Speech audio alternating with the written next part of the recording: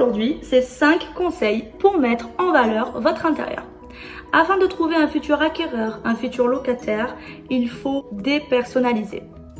Évitez les couleurs. Privilégiez les couleurs neutres, les couleurs blanches qui vont permettre d'apporter plus de luminosité dans une pièce. Deuxième point, il faut désencombrer. Rangez vos linges, faites vos lits. Il faut vraiment que votre bien soit comme un magasin Ikea. Il faut ranger tout ce qui traîne pour que ça soit décoré, mais d'une manière assez simple. Il n'y a pas besoin d'avoir toutes vos collections présentées. Les acquéreurs veulent simplement pouvoir se projeter dans ce bien-là. Troisième point, si votre bien est complètement à rénover, je vous conseille de faire un projet de home staging.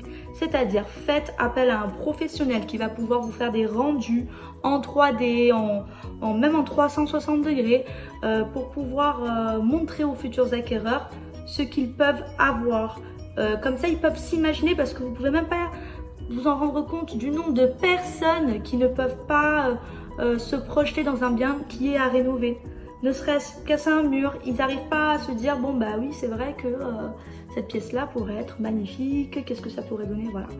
Faire poser une nouvelle cuisine, comme ça lors des visites vous pourrez, vous ou l'agent immobilier, présenter ces projets là aux futurs acquéreurs. Quatrième point, réaliser des petits travaux. Cela va permettre de vendre plus vite et sans marge de négociation car le bien se démarque positivement de la concurrence de par son bon état. La règle en home staging est de ne jamais dépasser 5% du prix de vente. Attention les vendeurs, le home staging ne fait pas augmenter le prix de vente. Cinquième et dernier point, il faut aménager d'une manière assez efficace les meubles. C'est-à-dire ne pas mettre en plein milieu par exemple d'une petite pièce un grand canapé d'angle qui va prendre toute la place et va du coup finalement rétrécir un petit peu la pièce, parce qu'en fait on va se dire ah bah le salon il est petit alors que c'est juste peut-être le canapé qui est trop grand. Ou par exemple mettre au coin d'un mur tous les meubles. Donc non. Voilà, donc on en finit là aujourd'hui, je vous vois, vous me voyez plutôt bientôt dans une nouvelle vidéo.